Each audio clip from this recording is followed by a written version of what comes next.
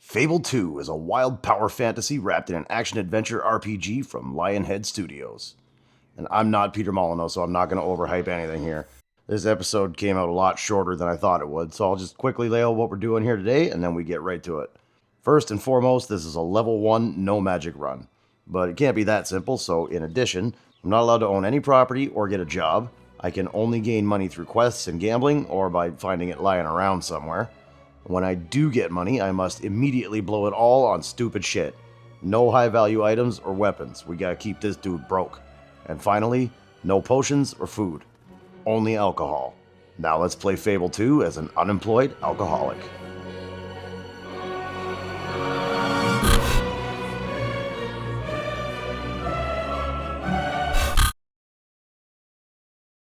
And so our story begins.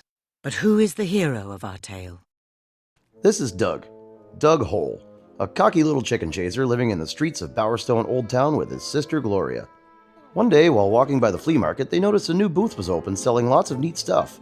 Some old lady in the crowd told us that the gold music box is worth way more than what he's selling it for, and the kids figured if they take their usual route and pick up some loose change, they might be able to snag it up and hawk it. Just around the corner, we run into a guy with a camera. He says his name is Scumbag Barney, and if these kids let him take a couple pictures of them, he'll give them $1. None of them could see a downside, and they were soon off with their $1 to look for more loose change down the alley. At the far end, they spotted street punk Wonka being mean to a stray dog. A stray dog who could just as easily tear his throat out herself if this goofy-looking mook takes one more step. Gloria tried to tell him that, but he didn't want to hear it and landed a clean headbutt. Doug was impressed he did that without his hat coming off and says that now he's going to feed him this toy sword. He takes his beating and runs off crying like a little drama queen, and the dog thanks them for their help and the kids continue on their mission. We run into their dad and his social worker by Cemetery Road, and Dad says the hobo stole his liquor and he'll give us $1 if we can get it back. Doug says no promises and bails.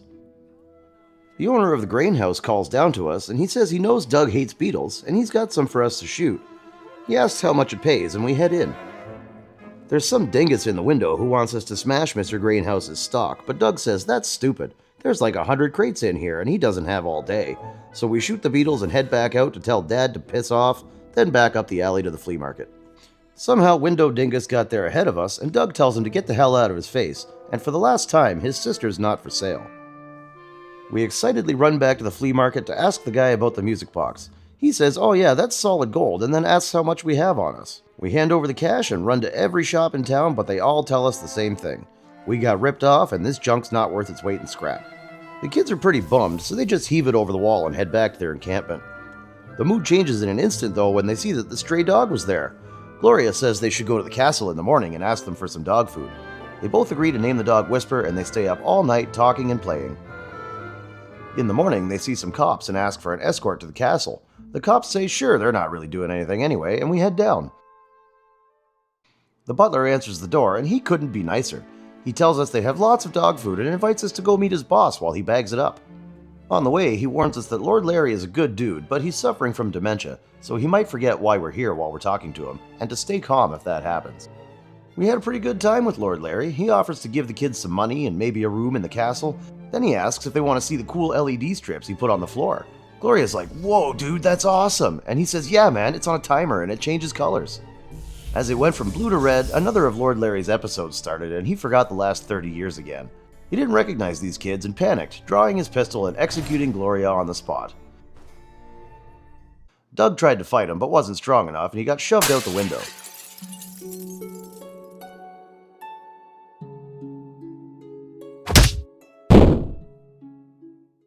The butler called the police and reported that the children had broken in and threatened their lives.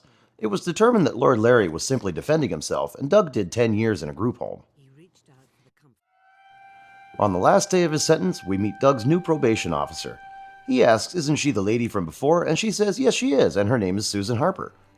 She tells us we're free to go, but we have to meet her in her office soon.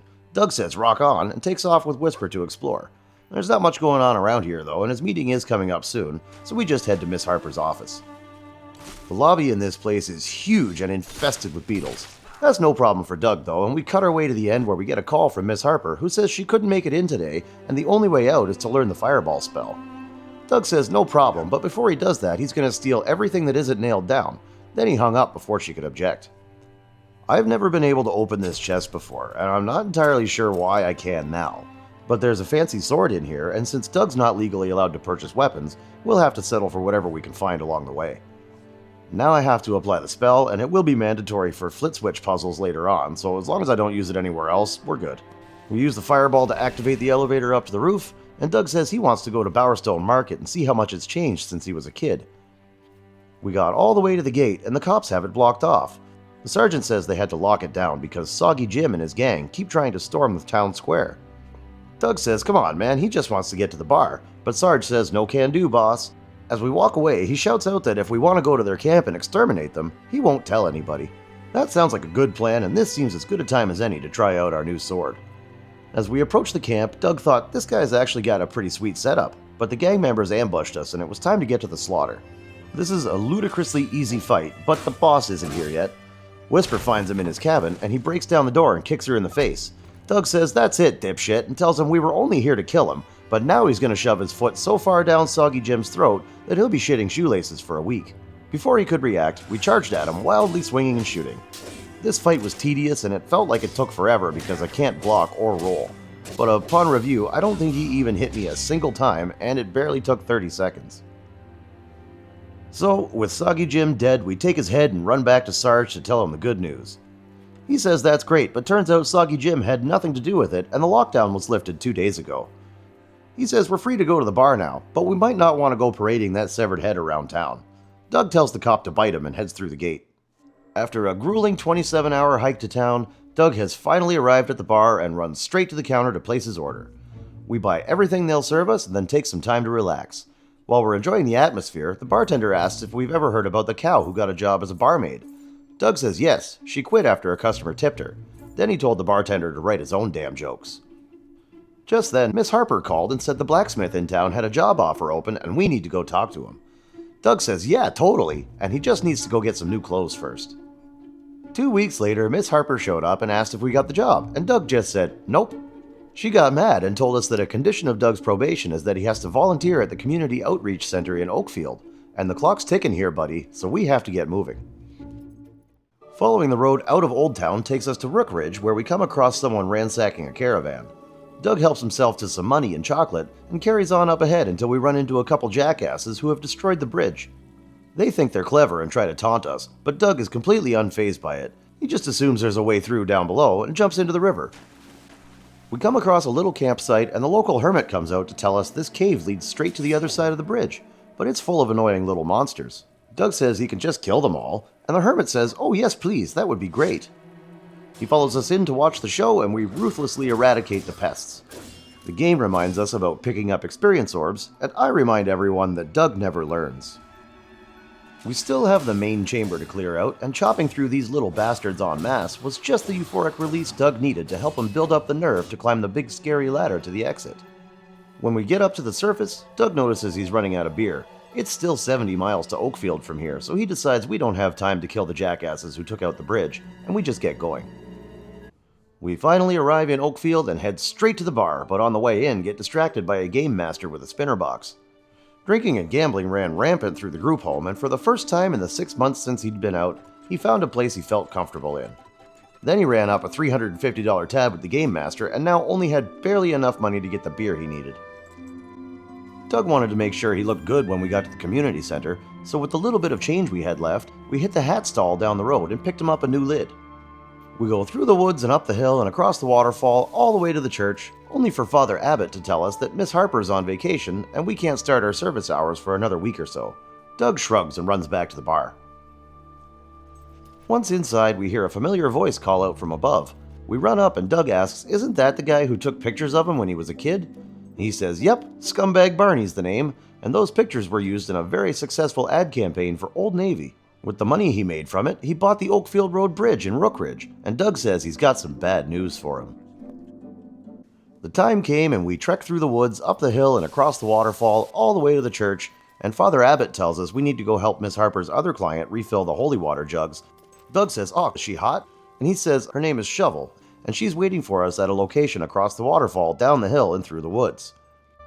We find her outside the entrance to the cave, and she apologizes for her poor singing, and Doug says don't worry about it, as he's been getting these weird glitches lately where he can't hear people's voices. She says they'd better get moving anyway because she's already hammered, and if they don't get in there right now, they're not getting out later. We get to slaughter endless waves of Hollow Men in here, and even Whisper got in on it. At the end, we get to the Headless Hollow Man, and I love this guy. He can't see shit, so he just walks around in circles swinging, so I chug a couple beers and go nuts. But I completely forgot about his shock attack. This could be the first time in about 10 playthroughs that I've been knocked out, and this hurts. Even Doug was mad. He hadn't felt anything like that since he smashed his head off a roof on the way down from the castle. So we spammed a bunch of wine and beer and just kept shooting until we didn't have to anymore. Then took off back to the church where a security guard had just murdered Father Abbott. Shovel hit him really hard and caved in his skull, and Doug said they'd better leave now before they both get blamed. Doug's never been to a funeral before, so he doesn't know how to act or where to stand. But nobody seemed to care because this was the security guard's funeral, and that guy was a dick. Miss Harper shows up after and sets up a meeting in her office in 2 weeks' time.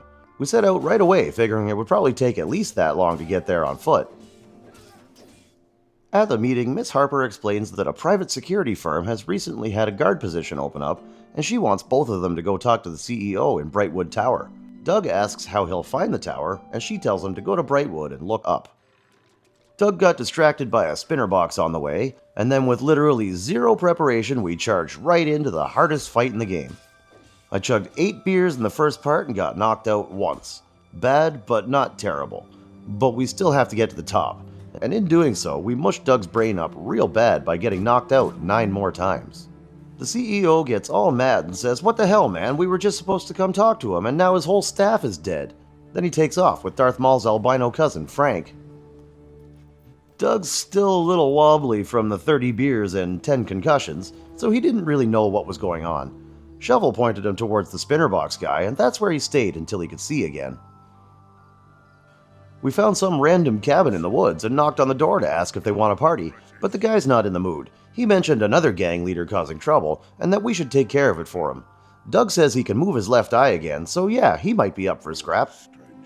On the way there, we opened a chest and found a clockwork rifle. We chopped through a few waves before the boss comes out, and he's really no challenge. Doug says he's fought beetles tougher than this dummy.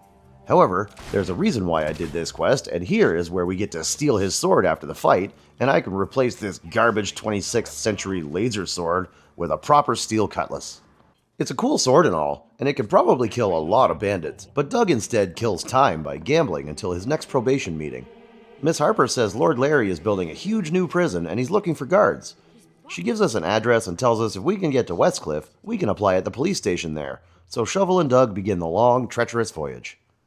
We have to go through a place called the Bandit Coast, and to no one's surprise, we get attacked by bandits. There's a highwayman at the end with a few more waves, and I tried to just let our backup take care of them, but they kept getting too close, making Doug uncomfortable, and he started swinging. The new sword made quick work of them, and then Shovel mused that the bandits might stop hanging out here if they changed the name of the place. Doug votes they change it to Hooker Island, and then the two of them leave a trail of vomit and farts all the way to Westcliff. Along the road into town, we get attacked by a pack of Balverines who are much more difficult than usual without being able to roll.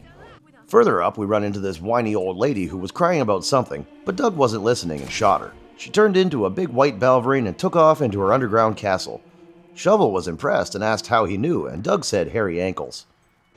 The castle is infested with more Balverines, but we got through them all, albeit rather tediously. Shovel figured she could smash down the pillars so we can get out, but the queen bitch came back and wanted to go. Doug was already about 40 beers deep and wasn't looking forward to this.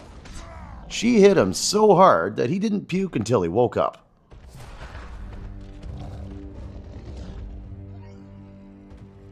After a few more beers and some potential brain damage, I finally realized that the door is open and we can just leave. Doug thanked me and we were at last off to Westcliff. We come up to the police station and Doug isn't feeling so good, so he tells Shovel to go ahead and he'll come back later. We take off toward the card tables when we get a text message from Scumbag Barney with an investment deal.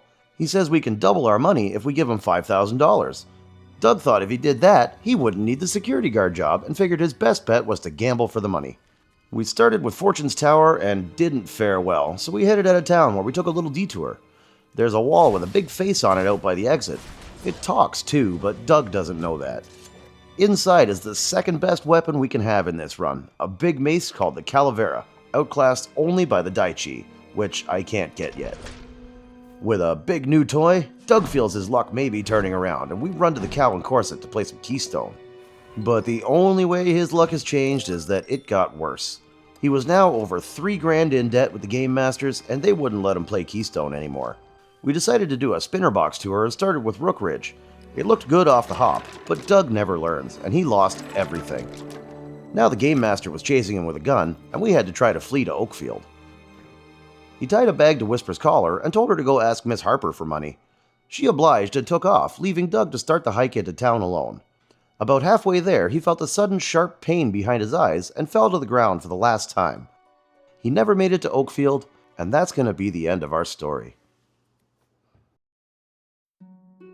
Bet you didn't see that coming, did you? Well, you might have, but I sure as hell didn't. I fully intended to play the whole game. But long story short, what happened was I was having trouble downloading my cloud saves, so I switched my console offline to start the game. The whole playthrough was plagued by bugs, missing audio, settings changing on their own, etc.